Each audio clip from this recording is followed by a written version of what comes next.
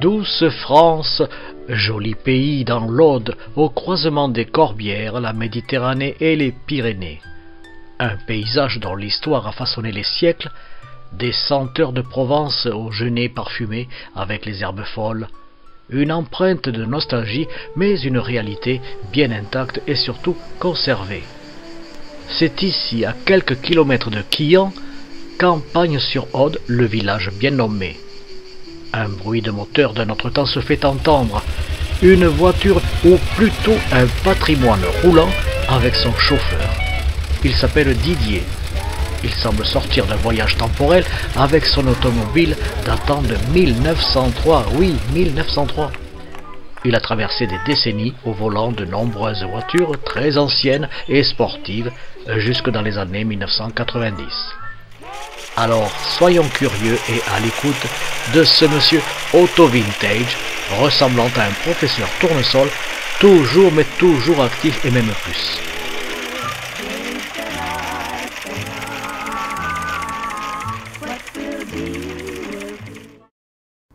Hello, cher ami Didier Vialard.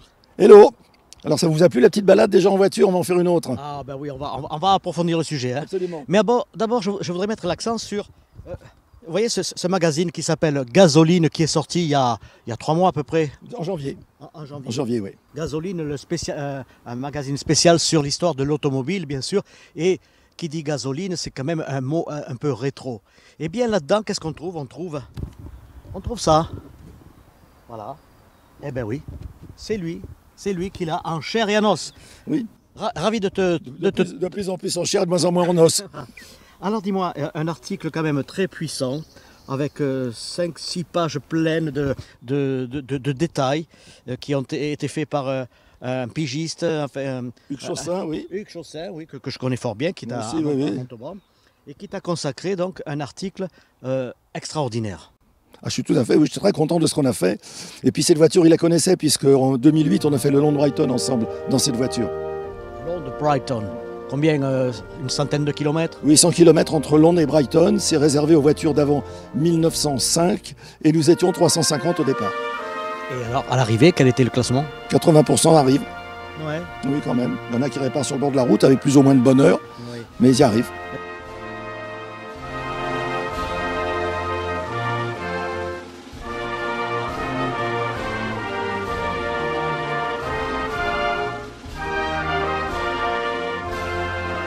L'Angleterre, c'est un pays où il pleut.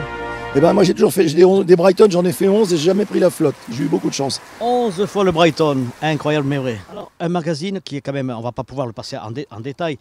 Il est très technique parce qu'il parle de la mécanique. Il parle aussi de la création de cette voiture de Monsieur Clément.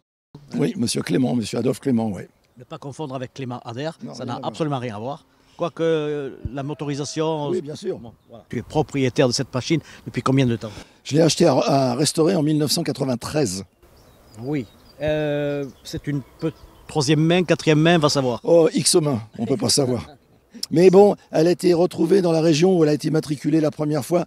Elle n'a pas dû rouler énormément, elle roulait sur place. Avec ses voitures, on ne faisait pas des grandes distances. D'accord. Mais combien de propriétaires, ça? Le dernier propriétaire avant-guerre était un exploitant forestier. Il avait coupé l'arrière de la voiture pour en faire une camionnette, et moi j'ai reconstitué l'arrière. Alors bien sûr, ça demande de la bichonner. Oui, mais enfin quand on est passionné, c'est pas une corvée. Elle dort dans un garage. Oui, bien sûr. Ah, Oui, voilà. oui. Ça c'est obligatoire. Obligatoire qu'elle soit dans un garage, oui. Il y a un mélange de cuivre, il y a un mélange de bois, de fer, de métaux et de caoutchouc. Oui, à l'époque, on travaillait avec les métaux qu'on trouvait. Par exemple, le cuivre, très peu de temps après, on a pensé à le passer au nickel pour le nickeler, de plus avoir besoin de l'astiquer, parce qu'on passe son temps à astiquer les cuivres. Chose que moi, je ne fais pas. C'est pour ça qu'ils sont moins brillants qu'ils devraient être. On va dire que c'est une patine alors. Oui, c'est une patine. C'est une crasse aussi, mais c'est une patine. C'est une patine. Ouais. C'était un véhicule qui était conçu pour transporter 1, 2, 3, 4, 5, au total 6 personnes. Hein.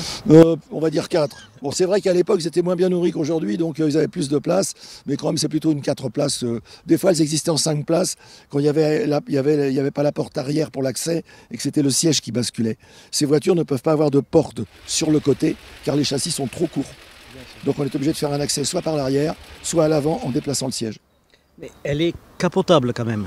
Alors oui et non, c'était pas prévu à l'époque, mais il y avait des accessoiristes qui prévoyaient des capotes.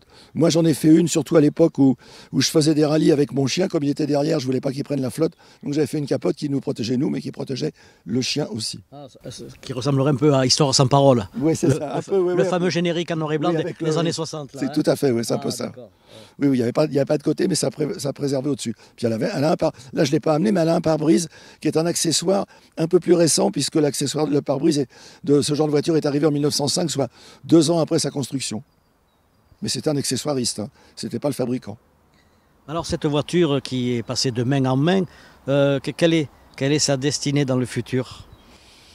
Ben, mes héritiers se débrouilleront avec, à moins qu'un jour ils me prennent l'idée de la revendre, mais bon, il faudra bien qu'elle continue. J'espère qu'on la détruira pas. Moi, je l'aurais eu à un moment. On est propriétaire que d'un temps des objets que l'on aime. Ouais. Après, ils prennent d'autres propriétaires. Est-ce que parmi toutes tes voitures, collections, est-ce que celle-ci, elle a une place de cœur ou bien elle est classée deuxième, troisième, je sais pas? Non, elle a une place de cœur parce que c'est la plus vieille et moi j'ai une grande préférence pour les voitures les plus anciennes. Ouais. Si j'avais les moyens et le temps, j'aurais une voiture à vapeur du 19e siècle, ce que j'ai pas pu faire. Et j'aurais plus de voitures d'avant 1914 parce que c'est ce que je préfère. L'histoire a bien besoin d'être remise en mémoire. Et la première femme à conduire seule est une sacrée leçon.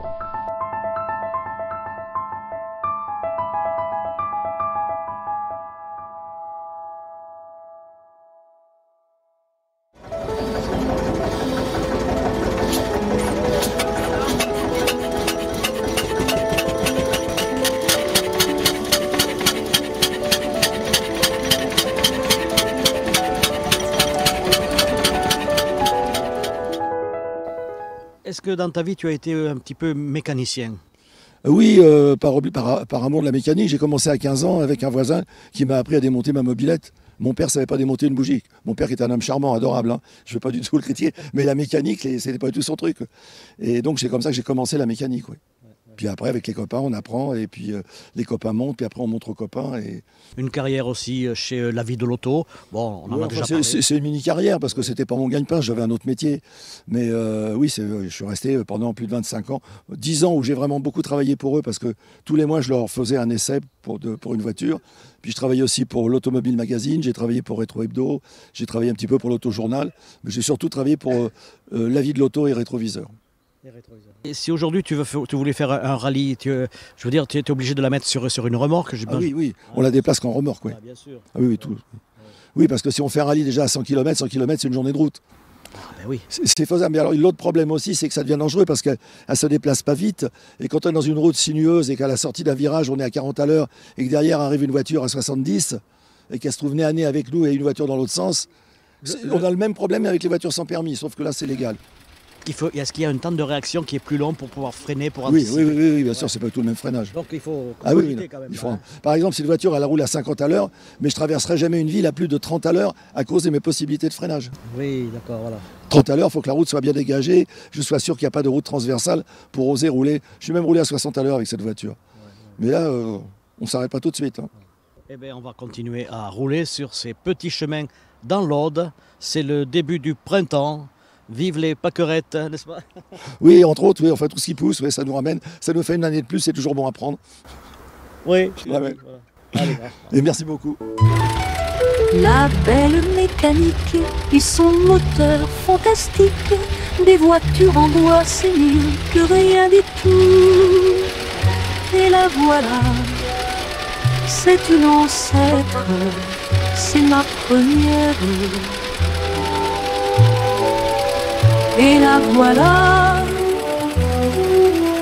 une vision, un cabriolet avec un chauffeur de maison. Elle me transporte dans des contrées où je n'irai jamais. Mais dans mes rêves, et elle est en route.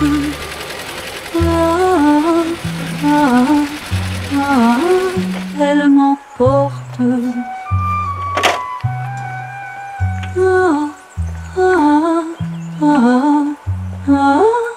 Elle m'emporte.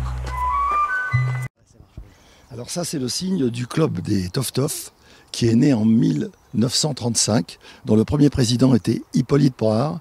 le constructeur automobile. Ce club existe toujours, il fête cette année ses 90 ans. Il regroupe surtout des voitures d'avant 1932 et en priorité des voitures d'avant 1914.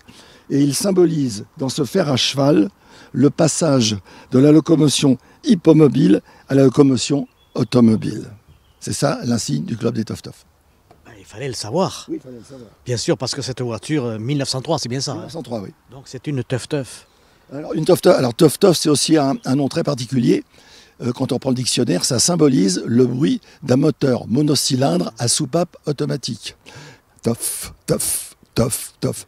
Ça n'a rien à voir avec le taco, qui est un terme qui désigne souvent des voitures anciennes, mais qui est injustifié dans la mesure où le taco est un train, et non pas une voiture. Le toff-toff, c'est pas du tout péjoratif. Et ça correspond au moteur qui, à partir de 1903, en gros, on a commencé à supprimer les soupapes automatiques et à les remplacer par des soupapes commandées, ce qui a permis au moteur de faire un bond en régime moteur de 1200 tours à 1550 tours à peu près.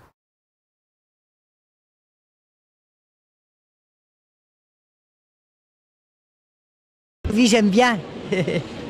Voilà, ça me rappelle ma jeunesse.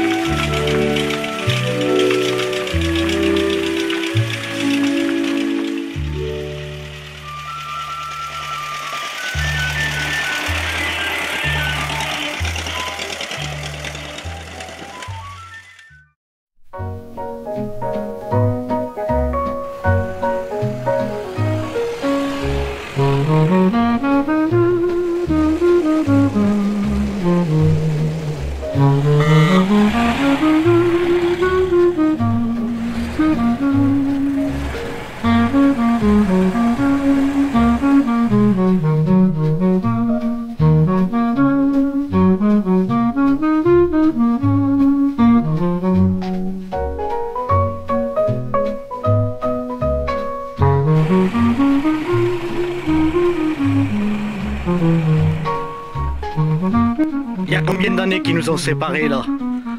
Elle est 1923, 100 ans. 100 ans. 100 ans après, nous étions à Campagne-sur-Aude. Extraordinaire. Oui, 100 ans. Et bien voilà, c'est ainsi que prend fin ce petit reportage à bord de la Clément avec donc le chauffeur hors pair. Il est bien là. Didier Viala. Un motocycliste qui était là aussi pour assurer. Miguel. Ah, buenos días. Buenos días. La vice-présidente, présidente, oui. Sandra, présidente du club. Et puis, oui. Voilà, le quatrième élément du bureau, Philippe Neuville. Donc ça fut une partie de plaisir, on peut le dire, n'est-ce pas? Merci Didier, merci. Ce qu'on peut dire à Didier, c'est à l'heure où tu vis, Didier, passe à l'électrique. Hein. Oh le sacrilège, oh le sacrilège. Au revoir.